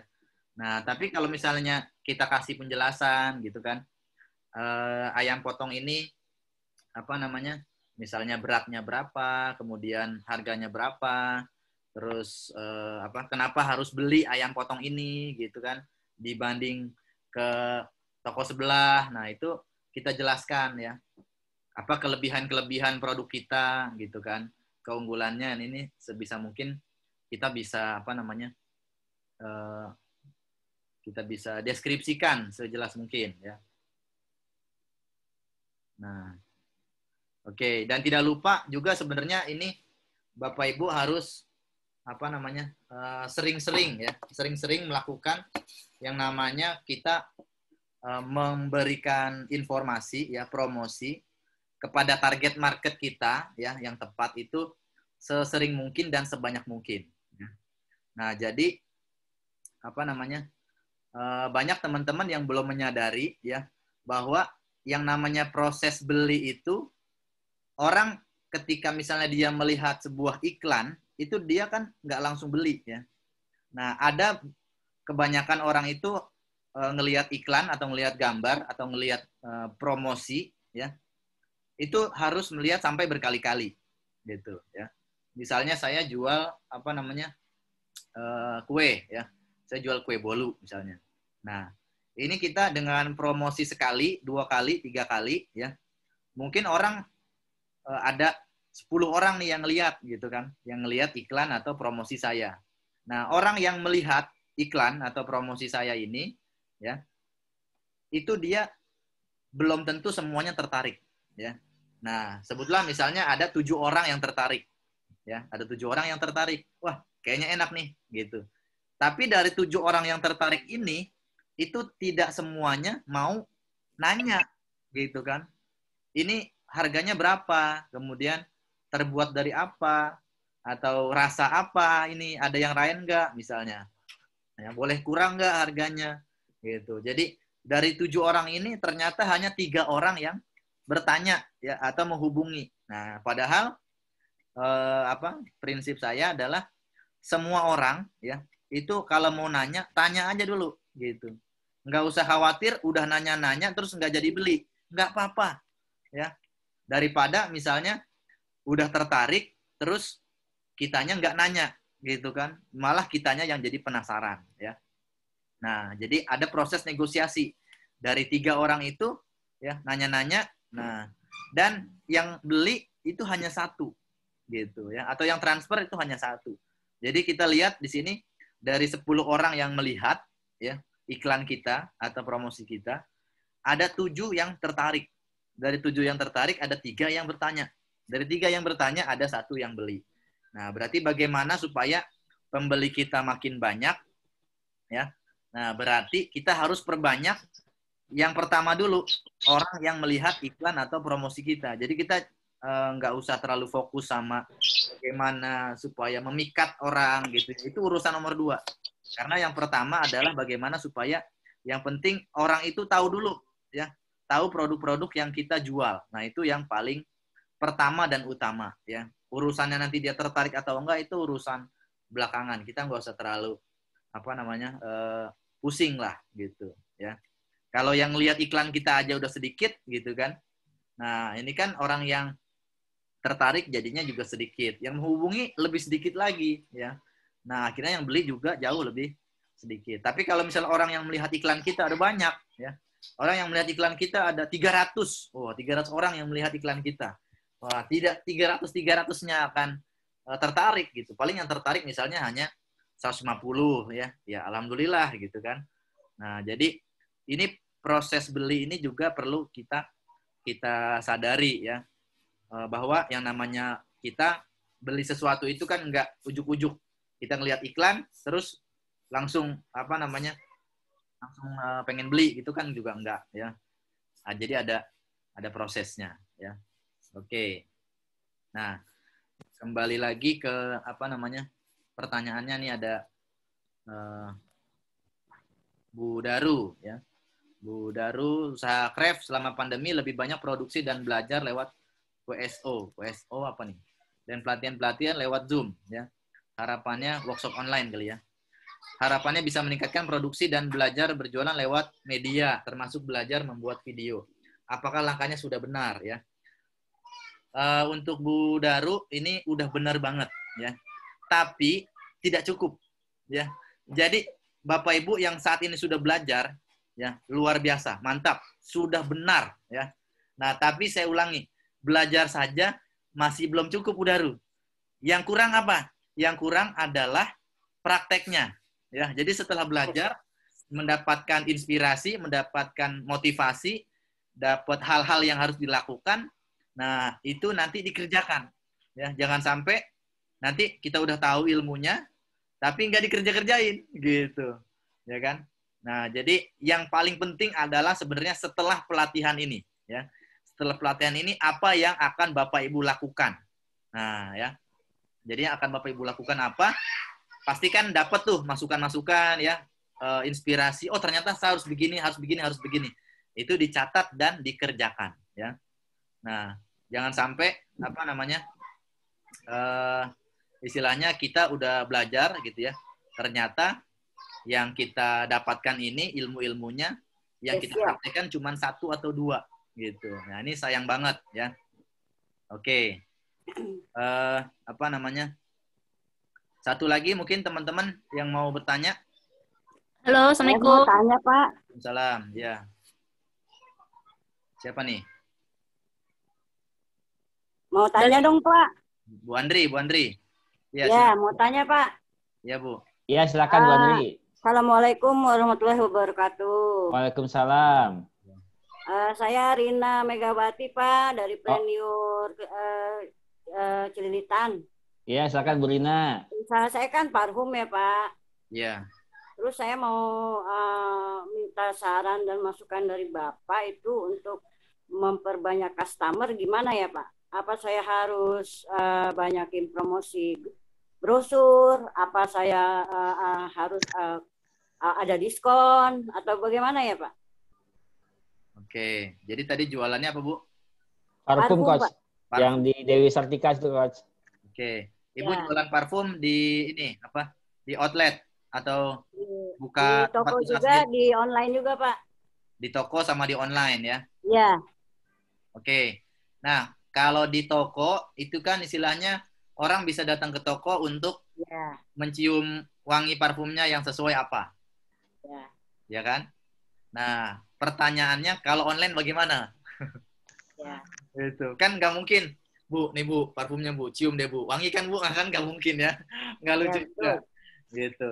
Nah, jadi apa namanya? Bu Andri ini seperti yang tadi sudah kita apa namanya? Sudah kita bahas ya. Ya. Proses pembelian itu kan ada 4 ya. Jadi yang pertama tadi apa? Sebelum orang beli itu kan ada yang Lihat. namanya orang itu melihat, ya kan? Nah, jadi yang penting kita istilahnya bisa menyebarkan media promosi, mau pakai online, mau pakai nyebar brosur gitu ya. Nah, kalau saran saya bisa lebih memperbanyak untuk menyebarkan media online, ya. Online Misalnya gabung ke grup-grup Facebook ya. ya. Kan banyak tuh grup-grup Facebook yang grup jual beli gitu kan. Pak, saya bergabung dengan grup pedagang parfum di Condet, Indonesia. Waduh, itu lebih berat tuh Pak saingannya Pak. Nah, ya jadi kita juga harus sama-sama pahami, Bu. Ini kan di Jalan Condet Raya itu kan yang jual parfum juga kan banyak ya, Bu ya. Ya, betul. Tapi kenapa mereka itu bisa anteng-anteng aja gitu, laris-laris aja gitu. Ya, jadi rezeki kan udah ada yang ngatur. Betul. Ya kan? Insyaallah. Kita cuma berusaha aja. Gitu. Jadi istilahnya kita nggak usah mikirin, waduh, saingan saya berat. Kalau begitu kita nggak akan maju, Bu. Ya. Gitu. Padahal Kita, cuma pura-pura nanya, Pak. Listnya, minta listnya dong. Padahal cuma pengen tahu doang berapa produk kita dijualnya di toko gitu. kita gitu, Pak. Iya. Nggak apa-apa, Bu. Udah sama-sama pedagang, Pak. Kenapa Ibu bisa tahu kalau itu pedagang juga? Ya, kan kita masuk di grup pedagang itu. Oke. Pedagang parfum. Pedagang parfum, ya. Ya, Tapi- jadi kalau toko parfum si A membutuhkan misalkan botol kosong, kita punya, dia beli ke kita, gitu, Oh, Pak. Ya. Ya. Jadi Bu Andri bisa masuk juga ke grup-grup jual beli yang umum, Bu. Oh, gitu ya. Iya, masuk ke grup-grup jual beli yang umum. Nah, dari misalnya kalau grup jual beli umum kan mereka usahanya kan macam-macam, ya kan? Ya, Gitu. ya, Jadi campur kita ya. tidak hanya Kalkulasi ya. Iya, tidak hanya bergaul sama tukang parfum yang lain. Ya, Betul. tapi ada tukang beras, tukang daging, ya, tukang bolu misalnya. Jadi apa namanya? Memperkenalkan ya, Pak ya. Betul ya. Relasi kita Memperkenalkan jadi produk. banyak. Oke, siap-siap. Perbanyak promosi itu, perbanyak memperkenalkan diri dan usaha kita. Ya. Gitu ya. Nah, kayak misalnya nih Bu Nadia jualan ayam keliling gitu kan. Nah, jadi teman-teman yang butuh ayam nanti bisa tanya-tanya ke Bu Nadia gitu. Ya. Terus apa namanya? Apa nih? Seberapa testimoni udah ya. Oke, ada lagi? Ayo Pak, mau nanya Miftah. Ya, silakan Bu. Maaf nih nanya terus ya. Baru ikut pertama soalnya. Silakan Bu Miftah. Jadi gini Pak, sebenarnya gini, usaha keripiknya ini kan punya ibu saya. Sudah lebih dari 15 tahun lah. Cuman yang tadi Bapak sebutkan tuh 5 ilmu yang tadi itu, ya kayaknya bukan merendahkan orang tua saya ya Pak. Mungkin prinsipnya kalau orang tua kan mungkin ya ada yang beli laris, laku, dibagi 2 buat modal sama buat makan gitu ya misalnya. Lalu kan saya nyadari lah orang tua saya ini kan udah lanjut usia, terus dia bilang ini nggak mau diterusin nih gitu. Nah ya udahlah, saya mikir kan pandemi gini kan lesu juga. Nah saya mulai untuk yang kemasannya biasanya yang plastik biasa saya ganti, yang tadinya nggak pakai label saya pakai label gitu ya. Nah itu apa ya namanya, itu udah masuk ke tahap apa ya gitu ya. Terus langkah selanjutnya apa sih gitu, biar sebenarnya kan emang udah banyak pelanggannya, tapi kan pelanggannya kayak saya rasa tuh kayaknya ya dia aja gitu yang udah tahu rasanya gitu. Tapi kan saya pengen orang-orang juga lebih luas lah jangkauan saya gitu. Nah di sini saya bingung, saya tuh langkahnya apa gitu ya supaya selain saya ganti kemasan sama bikin label gitu, saya masukin ke online juga gitu. Tapi kadang-kadang kayak ragu juga, aduh kayaknya sekarang keripik udah banyak yang keren-keren kemasannya, yang rasanya udah aneh-aneh gitu. Saya jadi kayak rasa saya itu dari dulu ini aja gitu. Apa saya mempertahankan rasa atau gimana gitu Pak? Mohon Pak ya, sarannya Pak gitu. Terima kasih. Oke, baik Bu Miftah, ini kan saya kebetulan belum ada pengalaman ya jualan keripik atau jualan makaroni. Nah, tapi pada prinsipnya kalau yang namanya bisnis atau usaha itu semuanya bisa dibilang polanya sama ya, polanya sama. Jadi yang pertama itu kita harus mengetahui apa keinginan pasar ya. Pasar itu sekarang sukanya seperti apa. Nah, itu yang harus kita jawab dengan produk yang kita buat gitu. Produk kita ini sudah menjawab atau memberikan kebutuhan pasar atau tidak gitu ya.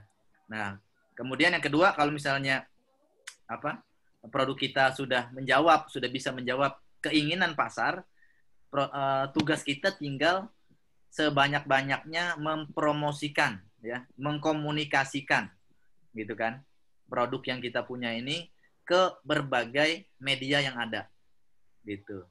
Kita perbanyak saluran promosi dan kita perbanyak saluran distribusi gitu. Nah, salah satu sosok ya, nanti coba Bu Miftah cari-cari di Google ya, belajar dari kesuksesan makaroni ngehe. Nah, itu bagaimana pemilik foundernya makaroni ngehe itu bisa jualan makaroni kok laris manis gitu ya. Jadi strategi-strategi apa yang digunakan, coba dicari-cari, coba digali-gali ya, sampai ketemu, kemudian nanti coba dipraktekkan ya, diterapkan di bisnisnya. Nah, begitu juga dengan teman-teman yang lain, Bapak Ibu yang lain yang punya usaha, itu coba dicari yang berhasil di bisnis tersebut siapa gitu, dan kita jadikan istilahnya kita bisa belajar ya, walaupun mungkin nggak bisa belajar langsung, minimal kita belajar dari tulisan-tulisannya atau liputan-liputannya gitu ya kan. Pastikan dia pernah diwawancarai atau pernah ditanya-tanya ya. Dan kalau sekarang kan nyari informasi di Google kan juga lebih mudah. Nah, coba belajar dari situ ya. Yang jualan, misalnya ada yang jualan mutiara Lombok. Nah, coba belajar dari yang sudah ekspor mutiara misalnya. Yang jualannya ayam gitu ya. Nah, coba misalnya belajar dari siapa ya. Nah, yang sudah jauh lebih lebih berhasil ya. Coba tanya sama target marketnya kira-kira mereka lebih senang ayam yang mentah gitu ya, ayam potong atau ayam yang udah digoreng, atau jangan-jangan mereka teman-teman ya masyarakat itu lebih suka ayamnya udah diungkep gitu. Jadi tinggal digoreng di rumah ya. Nah, coba ditanyakan. Ada satu lagi teman-teman yang mau bertanya, silakan. Ya, silakan teman-teman, Bapak Ibu masih ada waktu 10 menit ya ke depan, bisa dimanfaatkan. Silakan.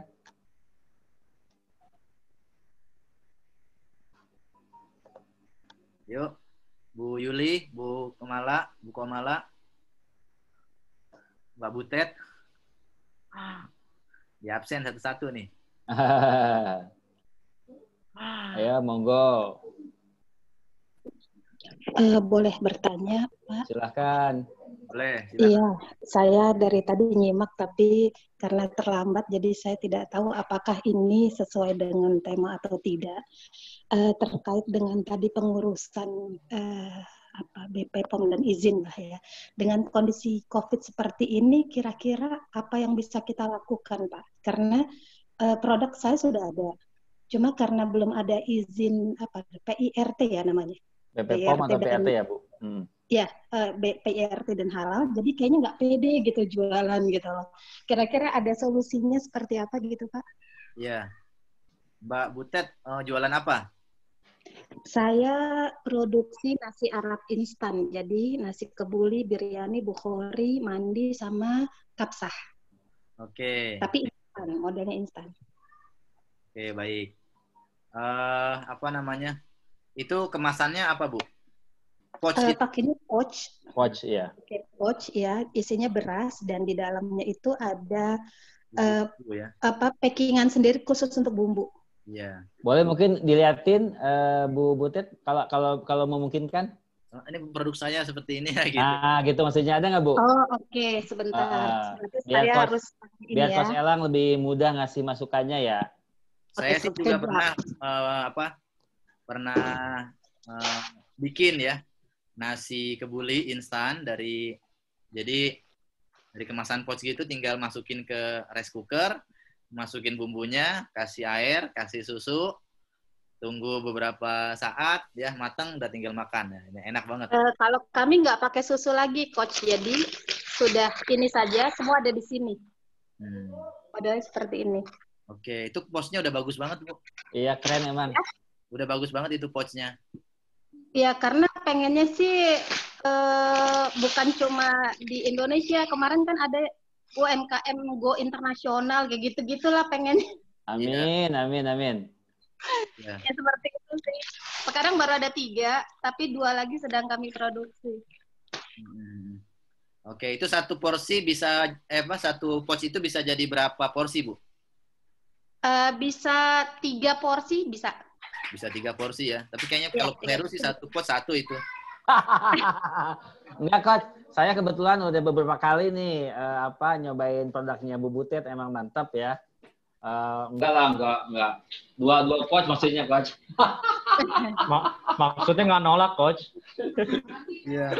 Jadi kalau menurut saya itu dengan pouch yang seperti itu, itu yang pertama udah keren banget ya. Dan yang paling utama adalah yang penting Bu Butet ngasih tahu ya kan, walaupun ini di kemasannya belum ada PIRT, mungkin belum dapat sertifikasi halal gitu. Tapi yang paling penting adalah Bu Butet kan ketika membuat ya, itu kan produksi sendiri ya. Iya. Membuat itu kan pakai bahan-bahannya kan bahan-bahan yang sudah bersertifikasi halal. Ya kan? Insya Allah halal ya. Dari bumbu dapur sih sebenarnya. Yeah. Belinya di Kramat Jati. Iya. Jadi kan kita menggunakan bahan-bahan yang insya Allah halal. Ya kan? Yeah. Prosesnya juga istilahnya kita sebisa mungkin bersih ya. Tidak terkontaminasi dengan bahan-bahan yang haram gitu kan. Nah, jadi kalau saran saya walaupun misalnya sambil Bu Butet nyari-nyari informasi gitu ya, konsultasi mungkin sama pendampingnya untuk apakah sudah ada informasi tentang buat penyuluhan ya, pengurus RT dan sebagainya, saran saya jual aja Bu gitu, tawarin aja gitu, ya, tawarin aja. Karena apa? Kalau misalnya kita nggak nawarin, nggak kita menginformasikan ke teman-teman, itu kan orang-orang nggak akan tahu, gitu, ya. Kita pede aja, nggak apa-apa, ya. Tapi secara hukum nggak ada salah ya menjual tanpa ada izin seperti ini. Halalnya juga tak ada, nggak ada masalah ya? Insya Allah nggak ada masalah ya. Justru jangan nunggu semuanya udah selesai gitu ya. Nunggu misalnya sertifikasi halal Talora sebulan, PIRT sebulan, terus apa lagi itu kan? Itu baru berbulan-bulan baru kita dapat orderan kan, kita harus makan. Ya kan nggak mungkin juga gitu loh. Ya, Oke. Kalau misalnya kayak ngurusin UMK kan sekarang udah bisa online ya. Jadi sudah. Ya, kalau menurut saya sih modalnya cukup dengan kita punya IUMK dulu aja nih Bu. IUMK aja. Ya, udah jalan gitu. Tawarin aja gitu. Ya. Hanya saja ketika misalnya kita belum punya sertifikasi halal, kita tidak menampilkan misalnya kita comot nih sertifikasi halal, logo dari Google, tampilin di kemasannya, nanti jangan gitu ya. Atau kita lihat nomornya PIRT-nya nasi kebuli punya brand sebelah, terus kita contek nomornya kita cantumin di sini, itu juga nggak boleh gitu ya. Jadi kita bisa cantumin apa yang memang kita sudah punya gitu. Kita punyanya baru UMK, ya udah nomor UMK-nya aja gitu. Ya. Oke. Kita baru punya nomor induk berusaha atau NIB, cantumin aja NIB gitu kan. Jadi dari situ kita coba aja dulu gitu kan. Kemudian promosi, kita sosialisasi sebanyak mungkin ya. Nah, harapannya dengan ini teman-teman bisa bisa lebih laris lagi ya, lebih laris lagi produknya. Nah, sambil produknya orderannya masuk, kita gulung gitu kan. Kita jalanin usahanya sambil kita mengurus surat-surat legalitas atau dokumen-dokumen yang dibutuhkan gitu kan.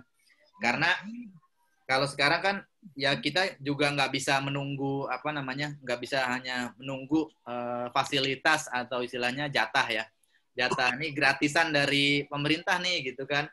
Tapi kita juga harus inisiatif buat berusaha mendapatkan segala sesuatunya itu sendiri gitu ya kan.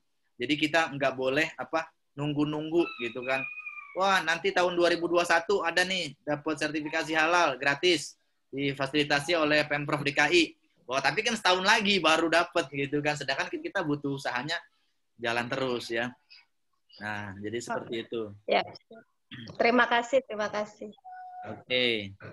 Nah, jadi buat teman-teman istilahnya kita berusaha bagaimana supaya omset kita ini meningkat ya, bertahap.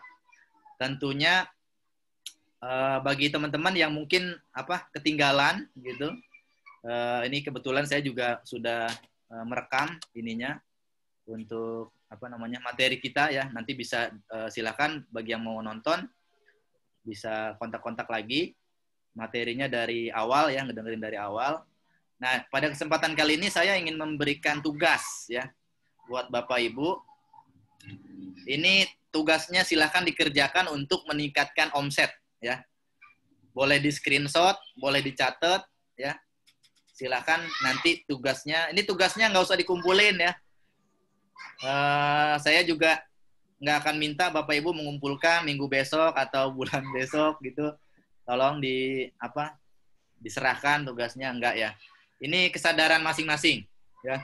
Bagi yang ingin usahanya makin berkembang, makin meningkat ya, silakan dikerjakan.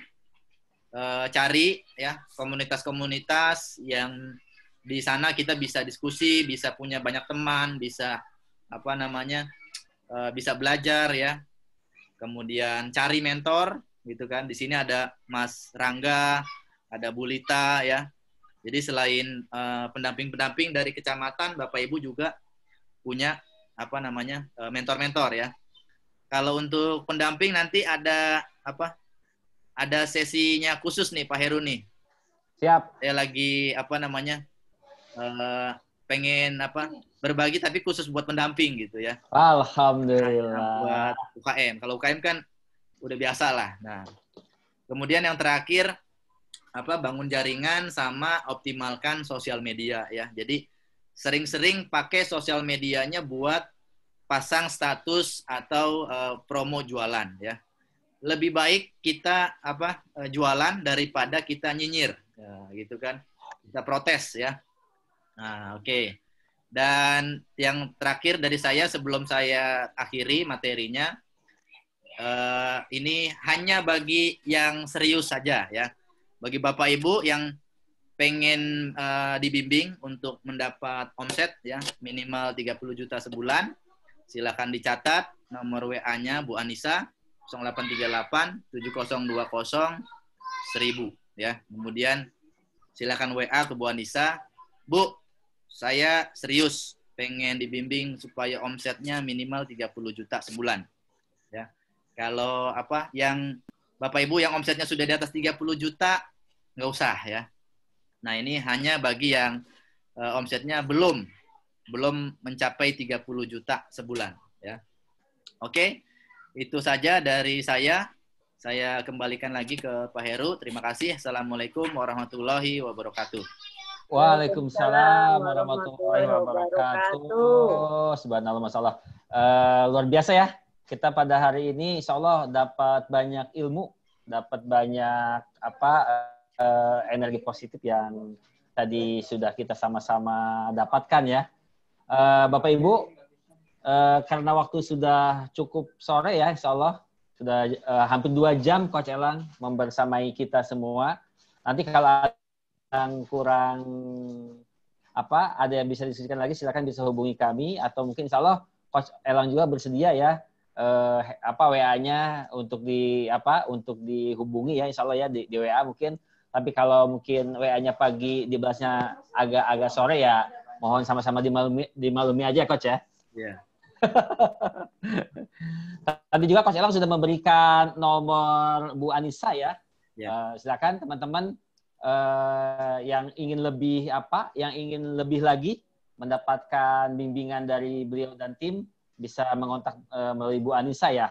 Sebetulnya kami juga tadi ada promosi dari Coach Elang buat pendamping. Sebenarnya itu yang kita tunggu-tunggu Coach. Kita juga pengen ya, biar kita dapat ilmu nanti kita bisa berbagi buat UKM juga gitu. Baik, baik sekali lagi Coach Elang, terima kasih banyak. Coach mau dipoto dulu. Ya, sebentar. Boleh ya semuanya videonya ditampilkan, Coach Elang dan Bapak Ibu sekalian yang videonya belum tampil. Silakan. Foto dulu ya. Iya, kita foto. Foto virtual. Tolong berikan senyum yang ikhlas, senyum yang terbaik, senyum tanda positif. Insya Allah apapun yang terjadi, usaha kita akan terus berlanjut, akan terus. Waduh, ada Bang Widi udah yes. Baik, Pak Husni udah siap? Bentar ya, coba senyumnya yang ikhlas biar menjadi energi positif buat kita semua ya. 1. Sebentar. Udah? Baik. Oke ya. 1, 2, 3. Oke. Baik, sekali lagi Coach Elang, terima kasih banyak Coach atas waktu, ilmu dan bimbingannya buat kita semua. Terima kasih banyak buat para UKM Keramat Jati yang sungguh sangat luar biasa. Dari kami para pendamping mohon dimaafkan atas segala keterbatasan. Terima kasih. Terima kasih Bang Widi, terima kasih yang lainnya. Terima kasih Pak Heru. Terima kasih Pak Heru. Terima kasih Coach Elang. Sukses semuanya ya. Sukses semuanya. Baik. Kita tutup dengan sama-sama kita tutup dengan bacaan Alhamdulillah. Alhamdulillah rabbil alamin. Bapak Ibu kalau ada yang perlu nanti didiskusikan setelah ini silakan bisa WA